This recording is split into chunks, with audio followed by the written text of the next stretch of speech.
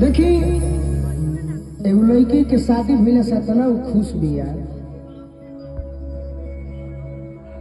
सुहाग रात में मने सुबह से शाम होता न तो और मने खुशी के ठिकाना नहीं मने मत कही रजऊ आ गई तो भगवान के गोहरावतिया कि कितना दिन फोन पर बात करत करत आज भेंट भइल बा। तो हे भगवान हम ये मनाओ तनी कि आज सुबह हो कहीं मत दे राते रहते भगवान से निहोरा कर तारी कैसे आ कह तारी कि आज हो पहिला मिलनवा मिलले सजनी के सजना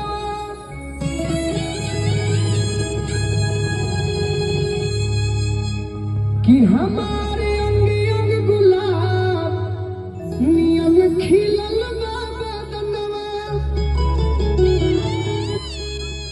सुनी सुनी भगवान जन बिहान होके दी कि आज राजा जी के पुरवे में जान होके दी।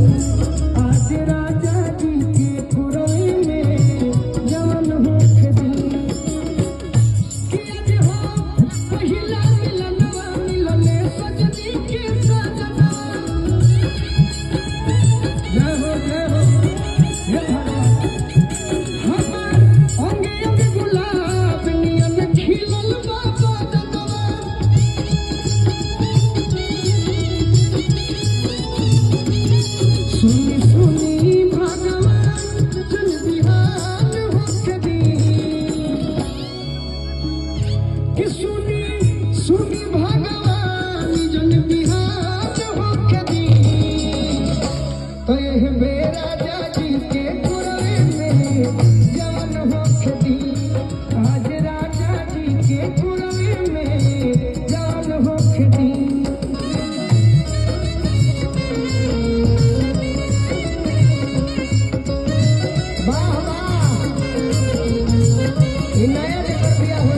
नौजवान भाई लोग लगन आवे वाला बा ऐसा पहरारू मिल जाए तो खूब खुश रही है सब।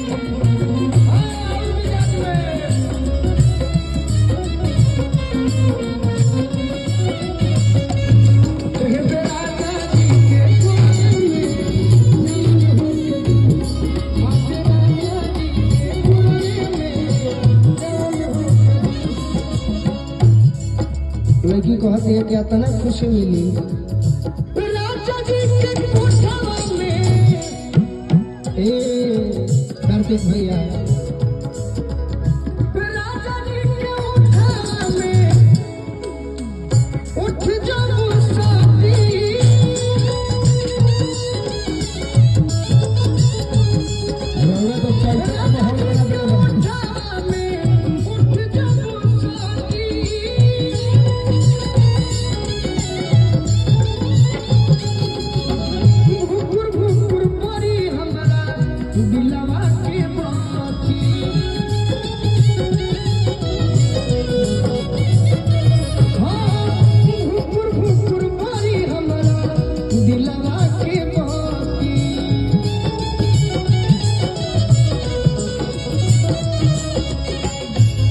कहतारी और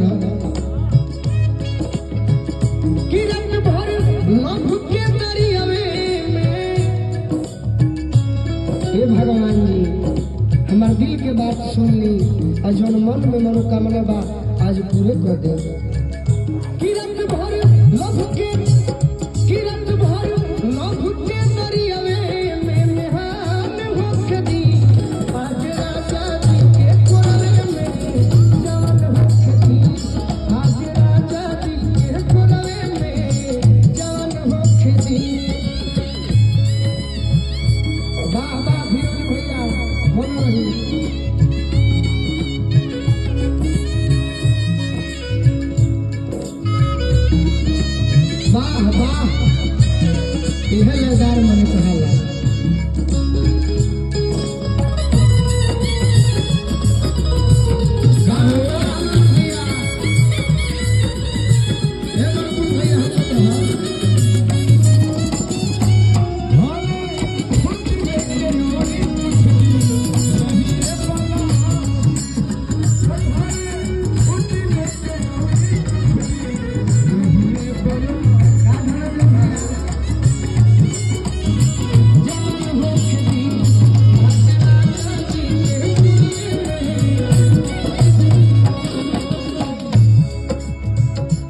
कहती है लड़की की वो घड़ी और खुशी मिली कि ओठ से जब ओठ सटी तो तने खुशी मिली, आ जब तनी मनी छुई है, आ जब रुआ गनगनाई तो संपूर्ण रूप से हमारा खुशी मिली।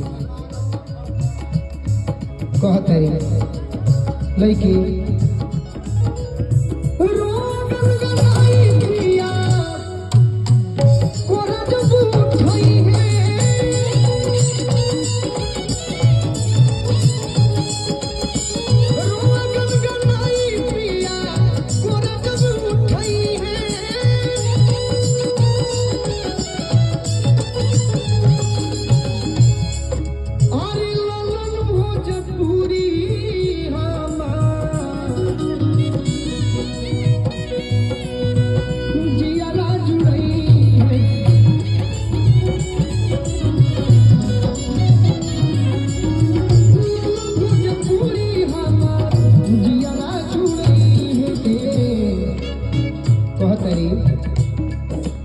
भगवान जे नैहर में यार बा गोलू राजा अब परेशानी हो खस तब हमारा का दोष बा।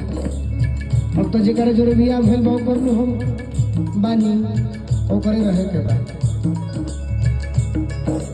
ओकरे संगे जिंदगी बितावे के बा। हेलो सवेरे खाना बनावे के बा, पर ध्यान दे।